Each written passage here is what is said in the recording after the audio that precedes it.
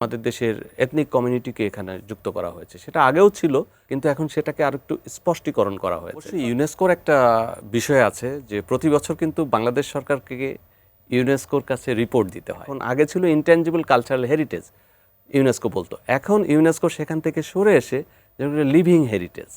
সংবিধানের সংস্কৃতির জায়গা আছে, সংবিধানে নিশ্চয়ই সংস্কৃতি নিয়ে নানান আইনও আছে, সেগুলো নিয়ে যদি একটু জানি।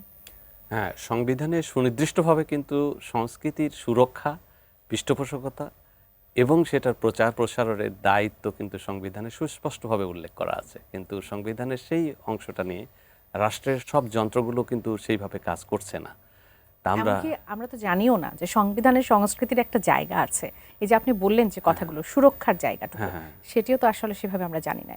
হ্যাঁ, এটা অবশ্যই শুধু বাংলাদেশের সংবিধান না, এটা আন্তর্জাতিক যত আইন আছে সব আইনের ভিতরেই কিন্তু বিশেষ গুরুত্ব দেওয়া হয়েছে সংস্কৃতি সুরক্ষার জন্য। এবং বাংলাদেশ তো বিভিন্ন আন্তর্জাতিক সংস্থার সঙ্গে কিন্তু চুক্তিবদ্ধ, যেমন জাতিসংঘ বলেন, ইউনেস্কো বলেন, এবং তাদের মূল কাজই হলো সংস্কৃতির সুরক্ষায় রাষ্ট্রকে বাধ্য করা এবং রাষ্ট্রের দায়িত্ব হচ্ছে সংস্কৃতিকে সুরক্ষা করা। যেমন খুব দুঃখজনক যে মঙ্গল শোভাযাত্রা আন্তর্জাতিক স্বীকৃতি পেল, সেটাকে সরকারের কিন্তু দায়িত্ব ছিল সেটাকে যে কোনোভাবে হোক, মত বিনিময় করে হোক, তাদেরকে বুঝিয়ে হোক বা দীর্ঘদিন ওয়ার্কশপ করে হোক, সেটাকে স্পষ্ট করা যে আসলে এটা তো আন্তর্জাতিক স্বীকৃত একটা ঐতিহ্য, সেটাকে আমরা এইভাবে অনুসরণ করতে পারি। যদি আমাদের দ্বিমত থাকে, যদি আমাদের নতুন কিছু এর ভিতরে সংযোজন করা থাকে, সেটা আমরা করতে পারি, কারণ সংস্কৃতি কিন্তু সবসময় পরিবর্তনশীল।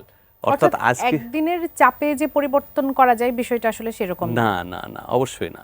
আজকে আপনি পরিবর্তন করছেন, কিন্তু পরবর্তীতে আবার তো এটা পরিবর্তন হবে।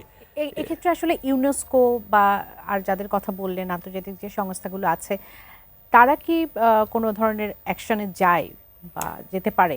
হ্যাঁ, অবশ্যই ইউনেস্কোর একটা বিষয় আছে যে প্রতি বছর কিন্তু বাংলাদেশ সরকারকে ইউনেস্কোর কাছে রিপোর্ট দিতে হয়। অর্থাৎ যেগুলো ইনট্যাঞ্জিবল কালচারাল হেরিটেজের স্বীকৃতি পেয়েছে সেগুলোর পৃষ্ঠপোষকতার জন্য কি কি সরকার করছে, জনগণ কিভাবে সেটার সঙ্গে যুক্ত হচ্ছে, জনগণ মানে একদম কমিউনিটি পিপল যেটার সঙ্গে যুক্ত আছে, সেইগুলোর ব্যাপারে সরকার কি করছে সেটা কিন্তু একদমই সুস্পষ্টভাবে উল্লেখ করতে হয়। তবে ইউনেস্কোর ক্ষেত্রেও আবার একটা বিষয় আছে যে অবশ্যই সংস্কৃতি কিন্তু স্থির কোনো কিছু না, সেটা সময় কাল পরিপ্রেক্ষিত অনুযায়ী কিন্তু সেটা ধীরে ধীরে পরিবর্তন হয়। এখন আগে ছিল ইনট্যাঞ্জিবল কালচারাল হেরিটেজ ইউনেস্কো বলতো, এখন ইউনেস্কো সেখান থেকে সরে এসে যেগুলো লিভিং হেরিটেজ করছে, মানে জীবন্ত সংস্কৃতি যেটাকে আমরা বলতে পারি। যেটা ছিল ইনট্যাঞ্জিবল সেটাকে আমরা বাংলায় অনুবাদ করছি অস্পৃশ্য বা যেটা অধরা এরকম বলা হয়েছে, কিন্তু এটার মূল অর্থটা দ্বারা হলো পরিবর্তনশীলতার ভিতর দিয়ে, যেটা বংশ পরম্পরায় হতে পারে বা গুরু শিষ্য পরম্পরায় হতে পারে বা বিভিন্ন ব্যক্তি পরম্পরায় হতে পারে, যেটা পরিবর্তন হয় এবং সময়ের সঙ্গে সঙ্গে সেটা পাল্টায়। এবং একজন শিল্পী, কবির ভাই নিশ্চয়ই আমার সঙ্গে একমত হবেন, আমরা যখন শিল্পীদের সঙ্গীতের উপস্থাপনা দেখি, একই গান বা একই পালা তিনি করলেন এক রাত্রে, পরের রাত্রে সেটা অনেক বদলে যায়।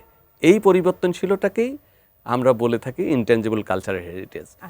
সেটা কিন্তু এই মঙ্গল শোভাযাত্রার ক্ষেত্রেও ঘটেছে। প্রতি বছর কিন্তু একই মোটিভ নিয়ে সেটা হয়নি, বা প্রতি বছর সেটার কিন্তু বহু মাত্রিকতা, যেমন এবার গত বছরেও খুব ভালো একটা দিক ছিল যে অনেক গোষ্ঠীর মানুষ এটার সঙ্গে সম্পৃক্ত হয়েছে।